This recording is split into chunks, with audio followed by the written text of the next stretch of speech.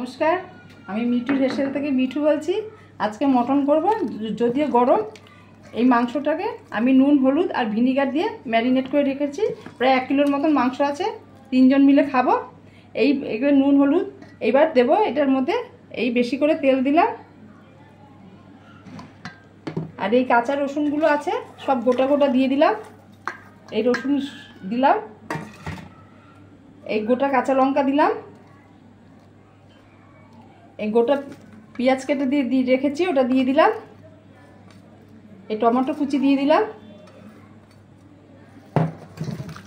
আর দিলাম এই বাটা রসুন, আদা, পেঁয়াজ, কাঁচা লঙ্কা, এগুলো বাটা একসাথে সব দিয়ে দিলাম।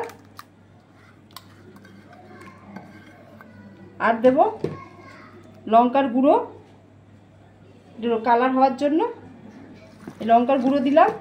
আর দেব এই গোটা দারচিনি,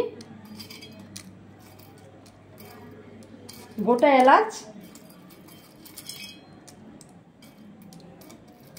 আর গোটা লবঙ্গ আর গোলমরিচ, এইসব একসাথে দিয়ে নিলাম।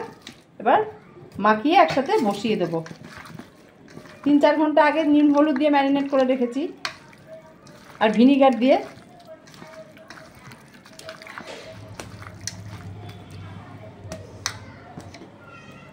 তেল দিয়ে দিলাম, এবার তেলটা একটু গরম হোক। এই তেজপাতা আর এই শুকনো লঙ্কাটা ফোড়নে দিয়ে দিলাম,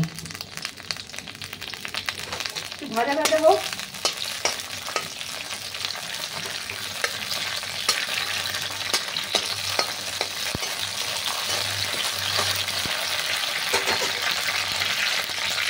এবারে ম্যারিনেট করা মাংসটা পুরো দিয়ে দেবো।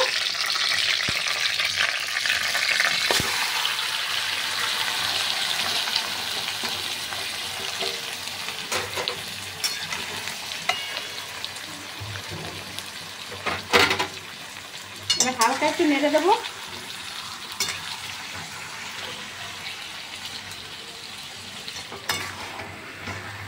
একটু হালকা নেড়ে দিচ্ছি। এবার গ্যাসটাকে একটু কমিয়ে দেব, একদম কম আঁচে করব। আর এই ঢেকে দিলাম। এই যে মাংসটা পুরো কষে গেছে, পুরো কালার এসে গেছে, আর দেখুন কি সুন্দর তেল ছেড়ে গেছে। এবার আমি গরম জল করে রেখেছি, গরম জল দিয়ে কিছুক্ষণ ফুটিয়ে তারপরে কুকারে দিয়ে দেব। এই জল দিলাম, গরম জল।